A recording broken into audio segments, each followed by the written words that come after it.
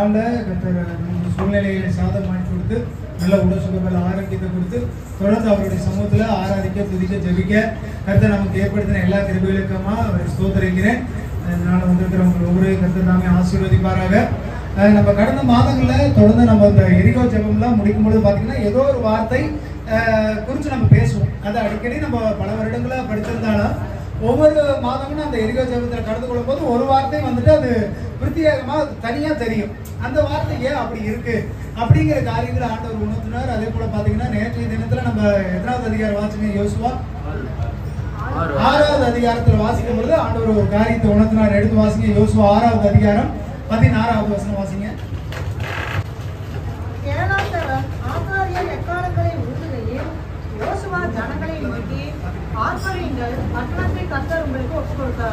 ஆமென். அல்லேலூயா. ஆர்ப்பரியுங்கள், பட்டணத்தை உங்க கையில. 17வது வசனம் வாசிங்க. ஆனாலும் இந்த பட்டணமும் இதில் உள்ள யாவும் கர்த்தருக்கு சாபத்தீடாய் இருக்கும். ஆமென். அல்லேலூயா. கர்த்தர் பட்டணத்தை ஒப்பு கொடுத்தார். ஆனாலும் பட்டணத்துல உள்ளதெல்லாம் ஆண்டவருக்கு எப்படி இருக்குமா? சாபத்தீடா இருக்கும். அந்த பட்டணத்தை யாரு கொடுத்தாருங்க? ஆனா ஏன் அதுக்குள்ளதெல்லாம் சாபமா இருக்குது? ஆண்டவர் தான் ஒரு இடத்தை கொடுக்கிறாரு. ஆனால் அவர் என்ன சொல்றாரு? அதெல்லாம் சாபமா இருக்குது. கீழ் வசனத்தை வாசிங்க.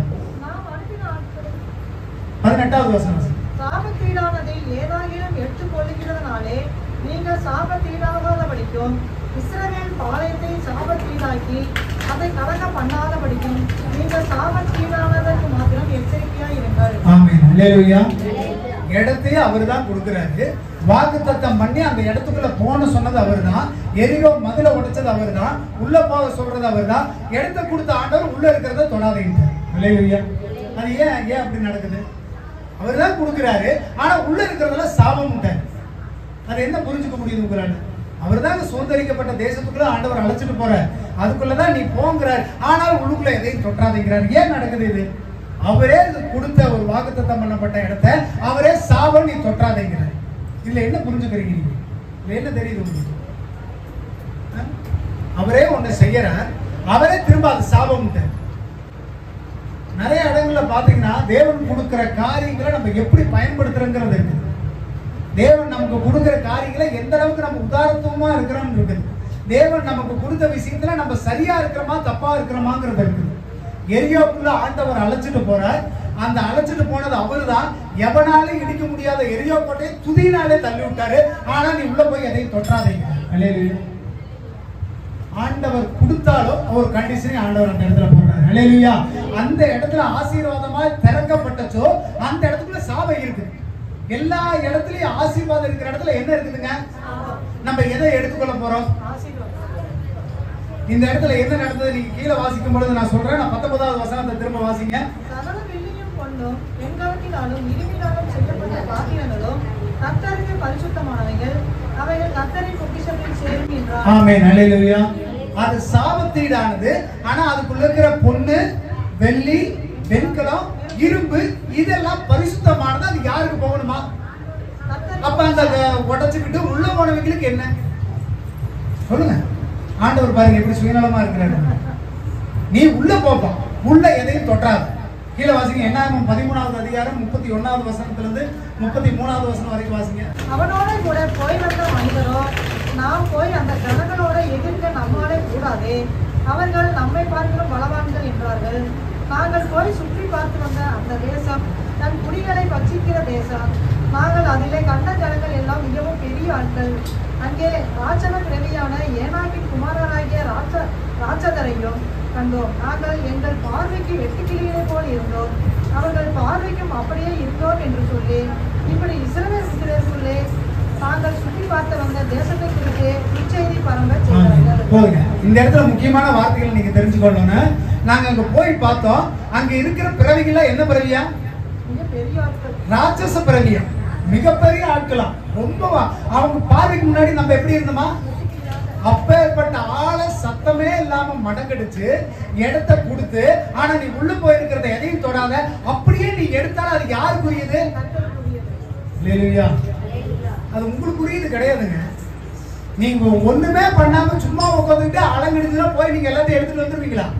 அப்படி எடுத்துட்டு வந்தான் ஒரு ஆளு. 7வது அதிகாரம் 21வது வசனம் 24வது வசனம். கொள்ளையிலே நேர்த்தியான ஒரு பாபிலோனிய சாதியையும் 200 வெள்ளிச்சேக்களையும் 50 சேக்கல் நிறையான ஒரு பொன்பாலத்தையும் நான் கொண்டேன். அவைகளை இச்சித்து எடுத்துக்கொண்டேன். இதோ அவைகள் என் கூடாரத்தின் மத்தியில் பூமிக்கு புதைத்திருக்கிறது, வெள்ளி அதன் அடியில் இருக்கிறது என்றார். 24வது வசனம் வாசிங்க. அப்பொழுது யோசுவாவும் இஸ்ரவேல் எல்லாரும் கூட சேராகி புத்திரனாகிய ஆகானையும் அந்த வெள்ளியையும் சால்வையையும் பொன்பாலத்தையும் அவன் குமாரரையும் குமாரர்களையும் அவன் மாடுகளையும் கழுதைகளையும் ஆடுகளையும் அவன் கூடாரத்தையும் அவர்களை யாவையும் எடுத்து ஆகோர் பள்ளத்தாக்கிற்கு கொண்டு போனார்கள். அங்கே யோசுவா, நீ எங்களை கலங்க பண்ணினது என்ன? இன்று கர்த்தர் உன்னை கலங்க பண்ணுவார் என்றார். அப்பொழுது இஸ்ரவேல் எல்லாரும் அவன் மேல் கல்லெறிந்து அவைகளை அக்கினியிலே சுட்டரித்து கற்களினால் மூடி அவன் மேல் இந்நாள் வரைக்கும் இருக்கிற பெரிய கற்குழியிலே குடித்தார்கள். இப்படியே கர்த்தர் நமது கோபத்தின் உக்கிரத்தை விட்டு மாறினார். ஆகையால் அவ்விடம் இந்நாள் வரைக்கும் ஆகோர் பள்ளத்தாக்கில் எண்ணப்பட்டது. இடத்தை கொடுத்துட்டாரு, அதை தொடாதேன்ட்டாரு. அதுல இருக்கிற பொண்ணு வெள்ளி வெங்கல இரும்பு எனக்குன்ட்டாரு. அப்படியே இச்சிச்சு எடுத்தவனுடைய நிலைமை என்னாச்சு? அவன் குடும்பம், அவன் குழந்தை, ஆடு மாடு எல்லாத்தையும் தூக்கிட்டு போய் கல்லுலயே அடிச்சு கொண்டான். தேவனுக்குரியதுன்னா அது தேவனுக்குரியது. எந்த இடத்துல ஆசீர்வாதம் இருந்தோ அதே இடத்துல தான் ஆண்டவர் சாபத்தை வச்சா. நீ தொட்ட நீ முடிஞ்சுட்டாங்க. இது சும்மா நடக்கலைங்க. இதுக்கு முன்னாடி இடையில இருக்கிற கதைகளை நீங்க படிச்சு பார்க்கணும். என்ன ஆயிடுச்சுன்னா திரும்ப சண்டைக்கு போகும்போது சண்டைக்கு ஜெயிக்க முடியல. காரணம் என்னங்க? இவன் திருடிட்டு வந்து வச்சது. சபைக்குள்ள ஒருத்தர் பண்ற தப்பு கூட எல்லாருடைய வாழ்க்கையுமே மேல வர முடியாம பண்ணிடும். வாங்க கூடி வாங்க ஜெபம் பண்ணுங்க ஆராதிங்கன்னு சொல்லி நீங்க அதை விட்டு விலகி இருக்கிறீங்க. அதுக்கு நீங்க ஒப்புனையா வரல, நீங்க அதை செய்யலன்னு சொன்னீங்கன்னா ஒருத்தருடைய ஜெபமும் கேட்கப்படாது. எங்க ஒரு மனம் உண்டோ அங்கதான் விடுதலை உண்டு. நான் 4 பேர் ஜெபம் பண்ணா 3 பேர் கண்டதை பேசிக்கிட்டு ஒருத்தர் ஜெபம் பண்ணா அந்த இடத்துல அற்புதம் நடக்குமா? வெற்றி நடக்குமா? சாபம்னா சாபம் தான், தப்பிக்கவே முடியாது. தொடாதீங்கன்னா நீ தொடாத. அந்த இடத்துல நீ வேண்டாம் எனக்கு கொடுத்து கர்த்தருக்குரியத கை வச்சிருக்கிறான் பாருங்க. வெள்ளி போல பார்க்கறதுக்கு சூப்பரா இருந்ததாமா, எடுத்து வீட்டுக்குள்ள போச்சு வச்சிட்டான். அல்லேலூயா. ஆசீர்வாதம் சாபமும் ஒரே இடத்துல தான் இருக்கு. ஏதேன் தோட்டத்துக்குள்ள வைக்கும்போது நீ எல்லாத்துக்கும் ராஜாவாருன்னு வச்சாரு. தொட்டதுனால சாபம் தொட்டிக்குச்சு. தேவன் நமக்கு கொடுக்கப்பட்ட வாக்களிக்கப்பட்ட இடம் ஆசீர்வாதமான இடம். நீ தொடாதீங்கன்னா தொட்டாதீங்க, அதை செய்யாதீங்கன்னா செஞ்சிடாதீங்க. பார்க்க அழகா இருக்குன்னு சொல்லி இதே மாதிரி வந்துட்டு இன்னொரு இடத்துல சொல்லும் பொழுது வந்துட்டு சவுண்ட் என்ன பண்ணுவாருன்னா நேர்த்தியான ஆடு மாடெல்லாம் தூக்கிட்டு வந்து உள்ள வச்சுக்குவாரு. யாருக்கு? பலி செலுத்திருக்காம ஆண்டவருக்கு. ஆனா ஆண்டவர் என்ன சொல்லியிருந்தார்? நீ ஒருத்தர் விடாது வெட்டி கொல்லுட்ட. சாமுவேல் கேட்கிறாரு, நான் கேட்கிற சத்தம் என்ன அப்படிங்கிற. நான் ஆண்டவருக்கு பலி செலுத்துறதுக்கு நல்ல காளை ஆட்டையும் கொண்டு வந்தேங்க. அப்பதான் அவர் சொல்றாரு, கீழ்ப்படித காட்டுல பலி உனக்கு முக்கியமா? கீழ்ப்படிச்சு பழகுங்க. செய்யாதீங்கன்னா செய்யக்கூடாது. ஜபம்னா ஜபம் தான். நீ உபாசம் பண்ணீங்கன்னா உபாசம் பண்ணி ஆகணும். வாங்கினா வந்தாகணும். தேவையில்லாத காரியத்தை விட்டு காலை தூக்கி வச்சீங்க, நீங்களும் சமைக்கப்பட்டு போவீங்க. உங்களால எல்லாரும் இழந்து போவாங்க. அன்னைக்கு என்ன நடந்ததுங்க? போருக்கு போன அத்தனை பேர் அடிச்சு பின்வாங்கி கேவலமா ஒடியாரு. ஆண்டவோட பிள்ளை ஒடியாரணுமா? அப்படி அசிங்கப்பட்டு ஒடியாரணுமா? நீங்க ஒருத்தர் பண்ற தப்பு எல்லாத்தையுமே பாதிக்கும். ஜாக்கிரதையா. சும்மா இங்க கூட்டு வந்து ஜெபம் பண்ண சொல்லி உங்களை சொல்லல. நேர போக்குக்கா உட்காந்து சொல்லி உங்களை ஜெபம் பண்ண சொல்லல. ஒரு மனம் இருந்தா மட்டும்தான் அத்தனை பேருக்கு வெற்றி. கயிறு இழுக்கிற போட்டில இடுப்புல கயிறு கட்டிக்கிறவன் அப்படி சொங்கி மாதிரி உட்காந்து இருந்தானா ஜெயிச்சிடலாம். எத்தனை பேர் இழுக்கணும்? ஒரு சைடு 10 பேர் இருக்கிறான், அந்த சைடு 10 பேர். எத்தனை பேர் கயிறு இழுக்கணும்? ஒருத்தர் இழுத்தா போதுமா? எத்தனை பேர் இழுத்தா ஜெயிக்க முடியும்? 10க்கு 10 பேர் இழுத்தா தான் ஜெயிக்க முடியும். நீங்க பண்ற ஒரு சின்ன தப்பு கூட பெரிய ஒரு வேலை செஞ்சு இஸ்ரவேல் ஜனங்கள் கேவலப்பட்டு ஓடி வர்றாங்க. என்ன? யோசுவா தலை பிச்சுக்கிறாப்ல, சட்டை கிழிச்சுக்கிறாப்ல. என்னங்க ஆண்டவரே நீங்க வாக்கு பண்ணீங்க, இன்னைக்கு என்ன எல்லாம் ஓடி வர்றாங்க? நீ போய் கேளு. ஒருத்தன் திருடிட்டு வந்திருக்கிறான், கேளு. ஜபத்தை திருடுனீங்க, நீங்களும் அழிஞ்சு போயிருக்கு.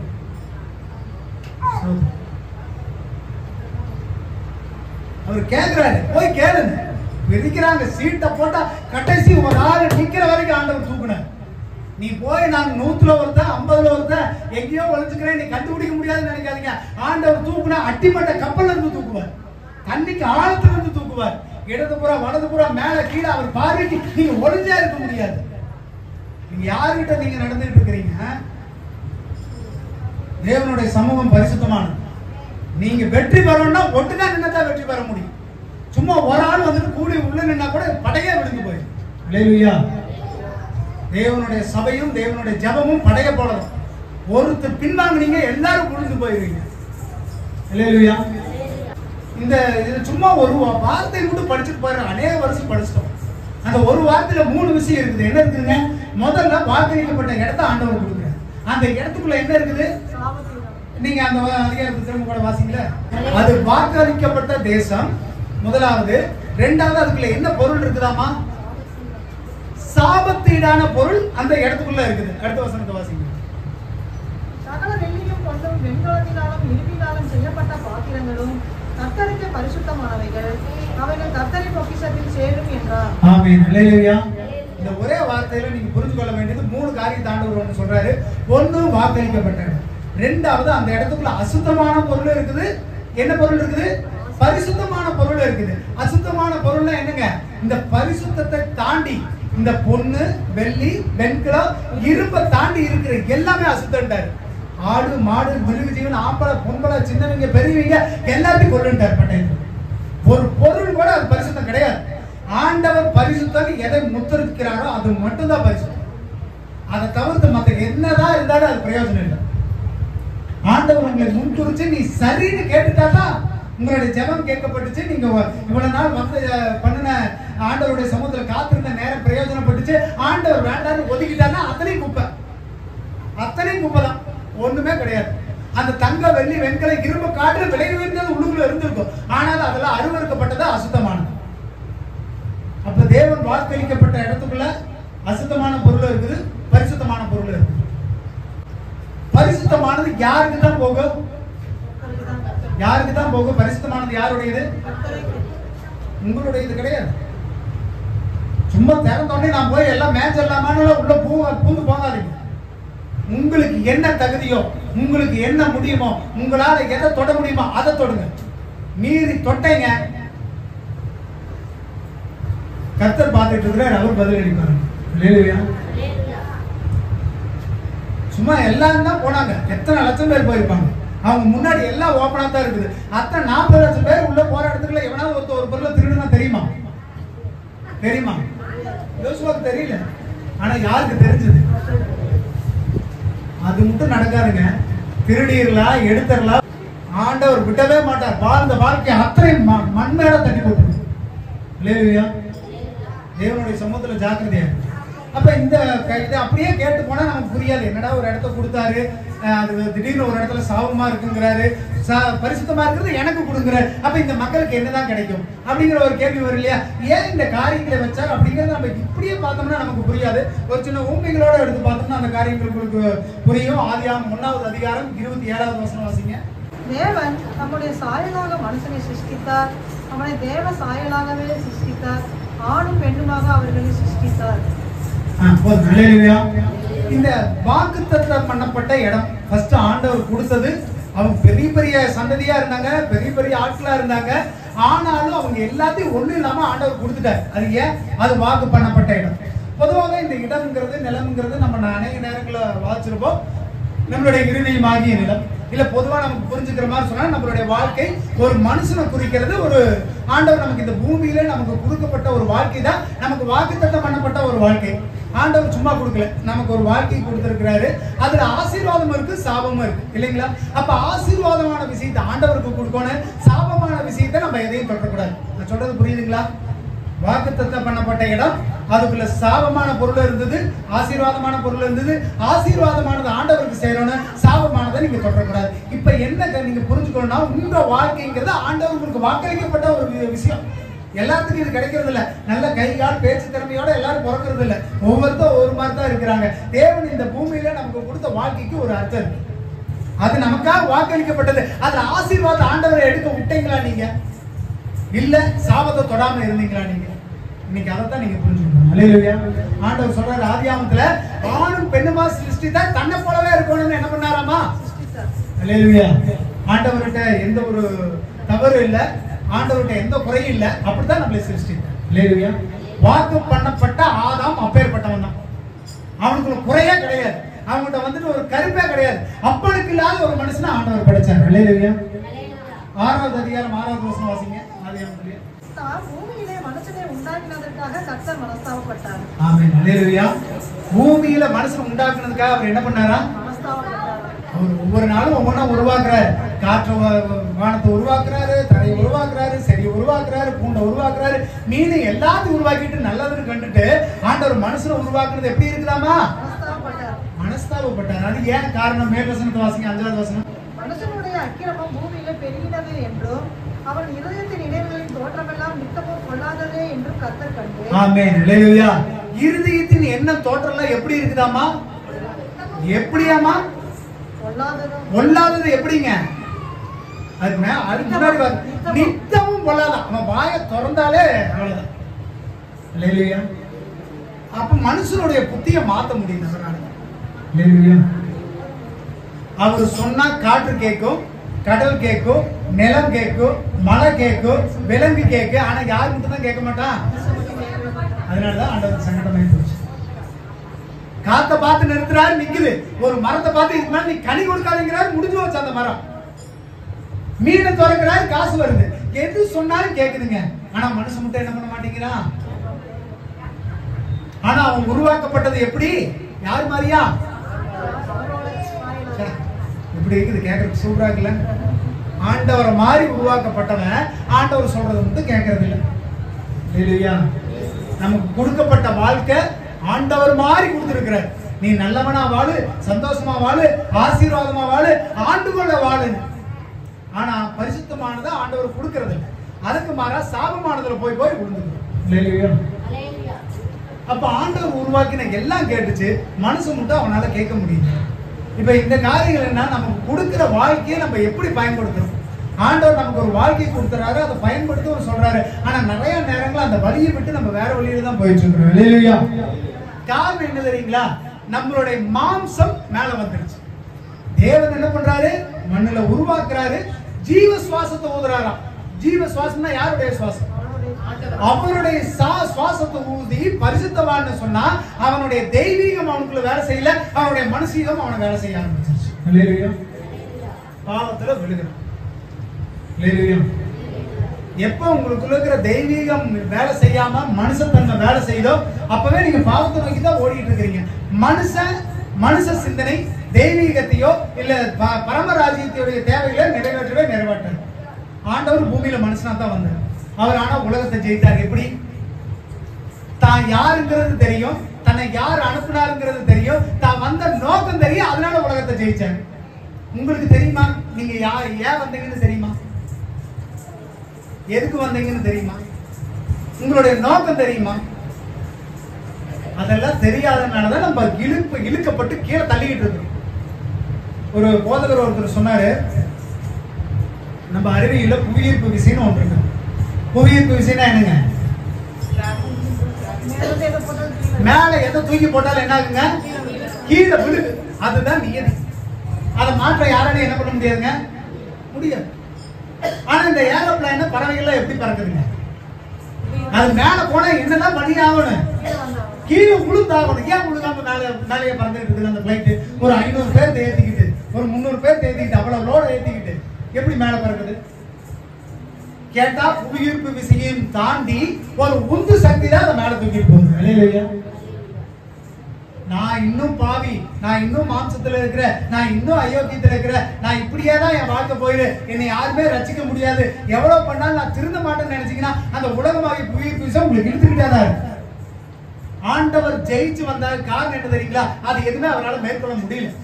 பாவம் மேற்கொள்ள முடியல, சாபம் மேற்கொள்ள முடியல, மரணம் அவரை மேற்கொள்ள முடியல. காரணம் என்ன? அவர் தன்னுடைய நோக்கத்தை அறிஞ்சிருந்தார், தனக்கு கொடுத்த வாழ்க்கையை அவர் அறிஞ்சிருந்தார், தான் எங்கிருந்து வந்தங்கிறத புரிஞ்சிருந்தார். நமக்கு வந்ததும் தெரியல, வாழ்றதும் தெரியல, போறதும் தெரியல. அப்ப எப்படி இருக்கு நம்ம வாழ்க்கை? நமக்கு கொடுக்கப்பட்ட வாழ்க்கை ஒரு கிஃப்ட். அல்லேலூயா. நமக்கு ஒரு வரப்பிரசாதம் தான் இந்த வாழ்க்கை. இல்லைன்னா இந்த நிமிஷம் இந்த நேரம் நம்மளால இருக்கவே முடியாது, ஜீவனம் பண்ணவே முடியாது. உங்க வாயில இருக்கிற வாயின் தார்மார்களை தள்ளி போட்டுட்டாரு. வாயை திறந்து எந்த வார்த்தைகளும் நீங்க வெளிவிடாதீங்க. நம்ம இந்த மாம்சீக பெரிய பிரச்சனை பண்றது என்ன தெரியுங்களா? முக்கியமா நம்மளுடைய நினைவுகள், சிந்தனைகள் தான். நிறைய நேரங்களில் நமக்கு பிடிக்காத விஷயங்கள் தான் நம்ம அநேக நேரம் செஞ்சுக்கிட்டே இருக்கு. நீ ஒரு கிறிஸ்தவங்கிறதையே மறந்துடும். ஒரு சின்ன சண்டை வந்துருச்சுன்னா எல்லாம் மறந்துடும். நீ கிறிஸ்துவப்பா, ஞாயிற்றுக்கிழமை போவப்பா, ஜெபம் பண்ணுவப்பா, பிரசங்கம் பண்ணுவப்பா, எல்லாத்தையும் தூக்கி குப்பையில போடு. எடு வரிஞ்சு கட்டிட்டு போய் சண்டைக்கு வீட்டுக்குள்ள சண்டை போடு, பிள்ளைங்களை திட்டு, கணவன் மனைவியை திட்டு, வேலை செய்யற இடத்துல திட்டு. அப்ப நீ கிறிஸ்துவனா இருந்து என்னத்தை சாதிச்ச? கிறிஸ்தவங்களுக்கு ஒரு அடையாளம் இல்லை, நீங்க பிறப்புக்கு ஒரு அடையாளம் தெரியலன்னு சொன்னோம்னா நம்ம எந்த இடத்துலயும் ஜீவனமே பண்ண முடியாது. மாம்சீகம் வெளிப்பட்டுச்சுன்னு சொன்னா தெய்வீகம் அழிஞ்சு போகும். நீங்க வந்த நோக்கமும் தெரியாது. நீங்க கிறிஸ்துவங்களா இருக்கிறதே வெளியே தெரியாம போயிருக்கு. கர்த்தர் உங்களை பார்த்துக்கிட்டே இருக்கிறாருங்க. அவர் உங்களுக்காக கொடுக்கப்பட்ட வாழ்க்கையை நீங்க எப்படி வாழ்ந்துட்டு இருக்கீங்க? கர்த்தர் பெரிய காரியங்களை செய்ய வல்லவராக இருக்கிறார். ஆனா அதற்கு முன்பாக நம்ம அவர் கையில ஒப்புக் கொடுக்கப்பட்டவர்களா இருக்கணும். தீட்டான பொருள் ஆண்டவருக்கு முன்னாடி கொண்டு போய் வைக்க முடியுமா? அப்ப இந்த மனுஷீகம் வெளிப்பட்டதா? அந்த மனுஷீகத்துக்குள்ள என்ன இருக்கிறதுனால அது ஆண்டவருக்கு பிடிக்காம போச்சு? அசுத்தமான பொருள், சாபத்தீடான இருக்கிற பொருள். அப்ப இந்த மனுஷனுக்கு வந்துட்டு முக்கியமா இருக்கிற விஷயங்கள், ஆண்டவர் கொடுத்த அவயவங்களே அது சாபமா செயல்பட ஆரம்பிச்சிருச்சு. கண்ணு என்ன பண்ணுதுங்க? தனக்கு பிடிச்சதை பாக்குது. காது என்ன பண்ணுது?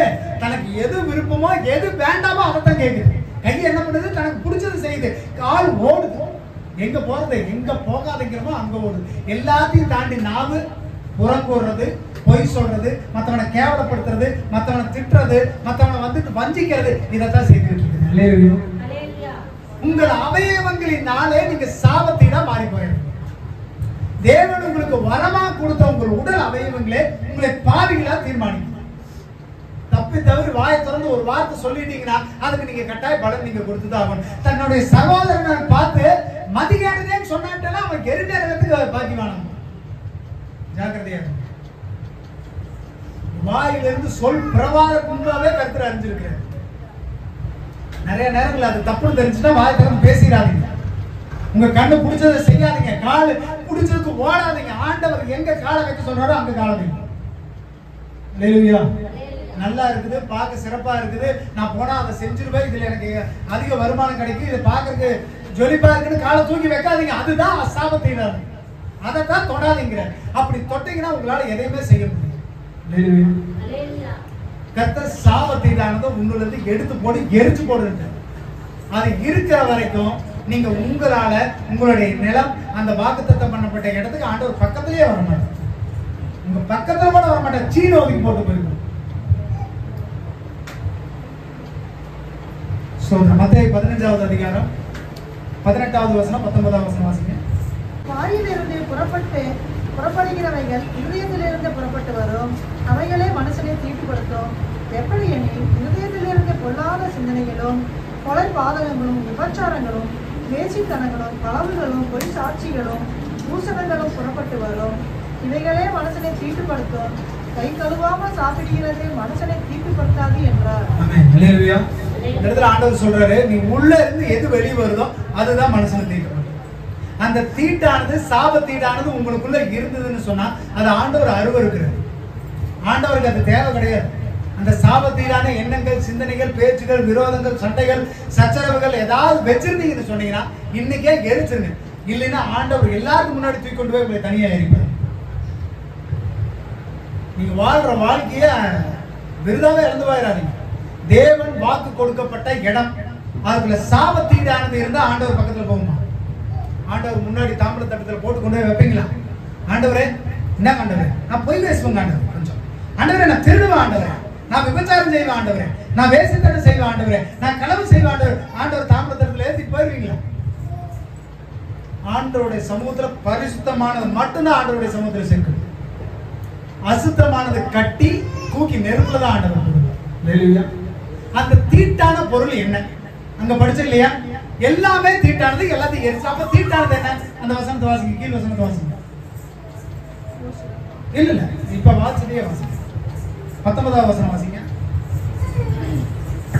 எப்படி எனில் இருதயத்திலிருந்து பொல்லாத சிந்தனைகளும், இருதயத்திலிருந்து பொல்லாத சிந்தனை, கொலை பாதகம், விபச்சாரம், வேசித்தனம், களவுகளும், பொய் சாட்சிகளும், தூஷணங்களும் புறப்பட்டு வரும். இது எல்லாம் நாங்க தீட்டானது. ஆண்டவர் கொடுத்த உங்களுடைய நிலமாகிய இருதயத்துல உங்க உடம்புக்குள்ள இருந்து எதெல்லாம் தீட்டு அள்ளி கொட்டுறீங்கன்னு பாருங்க. சும்மா நீங்க வாய் தவிர பேசுகிற வார்த்தைகள் கூட உங்களை தீட்டுப்படுத்திடும். ஆண்டவருடைய சமூகத்தில் உங்களை கூட்டிட்டு போகாது. ரொம்ப ஜாக்கிரதையா இருக்கு. ஆண்டவர் கொடுத்த இந்த ஆசீர்வாதமான இடத்துல சாபமும் இருக்கு, ஆசீர்வாதமும் இருக்கு. சாபமானதை நீங்க விட்டு விலகிருங்க, அதை கட்டி எரிச்சிருங்க, திரும்பி அதை பாத்துறாரு. அப்படி பாத்தீங்கன்னா அதுல ஒரு பிரயோஜனம் இருக்காது. அப்படி ஆண்டவருக்கு கொடுக்கிற பரிசுத்தமானதை ஆண்டவருக்கு கொடுத்துரும். அப்படி கொடுக்கலினாலும் என்ன நடக்குங்க? அப்பவும் அழிவுதான். நீங்க சாபத்தீடானதை தொட்டாலும் சரி, பரிசுத்தமானதை ஒளிச்சு வச்சாலும் சரி, ரெண்டுக்கு சமமான தண்டனை தான். இல்லையா? சாபத்தை பார்த்து ஓடிடுங்க, பக்கத்துல நின்றாரு. அந்த இடத்துல சாபத்தை தொடாதுன்னா தொடாது. அப்ப மூன்றாவதா அந்த ஆசீர்வதிக்கப்பட்ட இடத்துக்குள்ள என்ன இருந்ததுங்க? 3 சொன்னா வாக்குத்தத்தம் பண்ணப்பட்ட இடம். அது நம்ம வாழ்ற இந்த வாழ்க்கை தான் தேவன் நமக்கு ஆசீர்வாதமா கொடுத்தாது. அதுக்குள்ள அசுத்தமான பொருள் இருந்து நம்மளுடைய எண்ணங்கள், சிந்தனைகள், செயல்கள் தான் நம்மளை அசுத்தமாக்குது. மூணாவது அதுக்குள்ள என்ன இருந்தது? பரிசுத்தமான பொருள் இருந்தது. அல்லேலூயா. அதை எடுத்து வாசிங்க. 1 கொரிந்தியர் 3வது அதிகாரம் 12வது வசனத்துல இருந்து 15வது வசனம் வரைக்கும் வாசிங்க. நாங்களோ உலகத்தின் ஆவியை பெறாமல் தேவனால் எங்களுக்கு அருளப்பட்டவை. 1 கொரிந்தியர் 3வது அதிகாரம்ல 12வது வசனத்துல இருந்து 15வது வசனம். ஒருவன் அந்த அஸ்திவாரத்தின் மேல் பொன், வெள்ளி, விலையேற பெற்ற கல், மரம், புல், வைக்கோல் ஆகிய இவைகளை கட்டினால் அவனுடைய வேலைப்பாடு வெளியாகும். நாளானது அதை விளங்க பண்ணும். ஏனெனில் அது அக்கினியினாலே வெளிப்படுத்தப்படும்.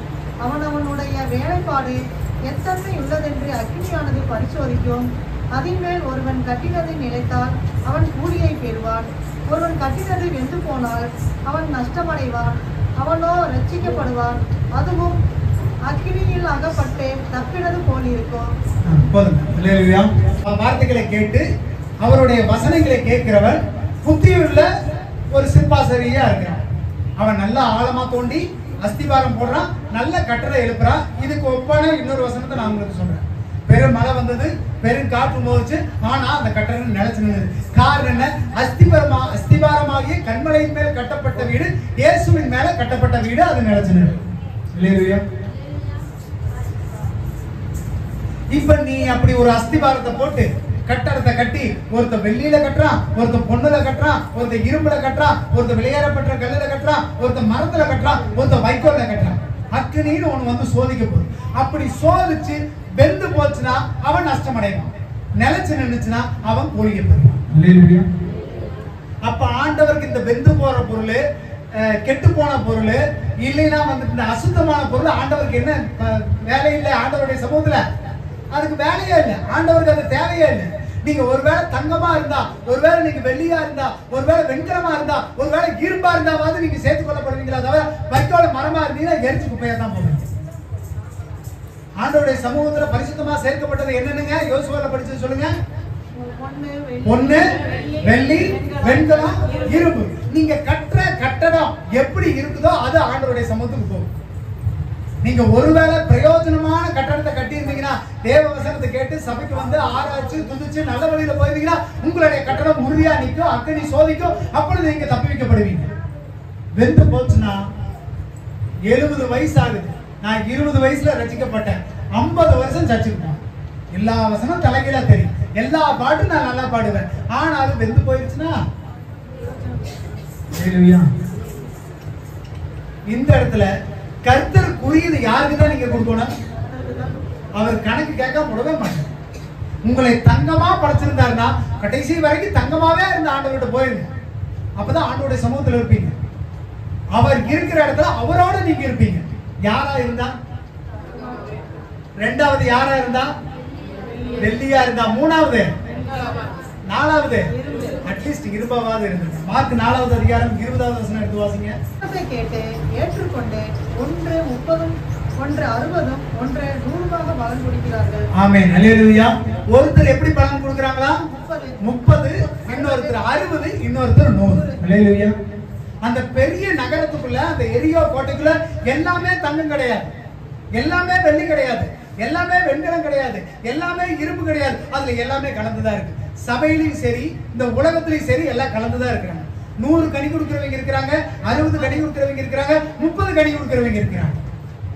கனியே கொடுக்காம மட்டும் இருந்தாங்க. ஆண்டவருடைய சமூகத்துக்கு போகணும்னா நீங்க குறைஞ்சபட்ச அளவாவது நீங்க இருக்கணும். நான் எல்லாருமே பெரிய ஆளானா கிடையாது, எல்லாருமே நான் சிறந்தவனானா கிடையாது. ஆண்டவர் தகுதி இவ்வளவுதானா இவ்வளவுதான். ஆனாலும் ஆண்டவர் உங்களை ஏற்றுக்கொள்ள அவர் வல்லவராக இருக்கிறார். அல்லேலூயா. ஆண்டவருடைய சமூகத்துல அப்படிதான் இருக்கிறாங்க. சபைக்குள்ள அப்படிதான் என்ன சொன்னாலும் கேட்க முடியாது. நீ 30 30 கழுவி சுத்தம் பண்ணனால பண்ணி என்ன பண்ணுமா, பண்ணிக்கு ஒரு விழா வைப்பாங்க, கட்டி பிடிச்சுதான் தூங்குவாங்க. நம்ம குழந்தை பிடிக்கிற மாதிரி அங்க பன்னிக்குட்டி வளர்த்துவாங்க. அவங்களுக்கு தங்கத்தோடு போடுவாங்க, பன்னிக்குட்டிக்கு அழகுபடுத்துவாங்க, லிப்ஸ்டிக் போடுவாங்க. இந்த பண்ணி விட மாட்டேங்கிற, பண்ணி வாயில வச்சுட்டு முத்தம் கொடுக்குறாங்க. ஆனா இதெல்லாம் செய்யாதீங்களா, நோய் வரும்னா கேட்க மாட்டேங்கிறாங்க பாருங்க. அப்படி நீ என்னதான் குளிப்பாட்டி வச்சிருந்தாலும் பண்ணி கொஞ்ச நேரம் காணாம திரும்பி பார்த்தா அது எங்கதான் கிடக்கு. அசுத்தமானது ஆண்டவருடைய சமூகத்துக்கு போகாது. அவர் இருக்கிற இடத்துல அவரோட நீங்க இருக்கணும். நீங்க எப்படித்தான் இருக்கணும்?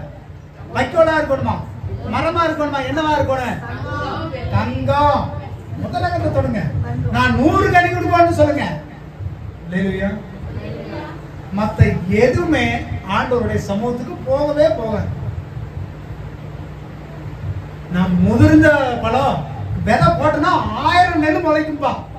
முளைச்ச என்ன பிறக்கிறது? முளைச்ச எதுவுமே கனி கொடுக்கலன்னா நீ விதை போட்டு என்ன பிரயோஜனம்? விதை செத்தாத்தான் கனவீனமாய் ஊனப்படுகிறது, கனமாய் உயிர் தள்ளப்படணும்.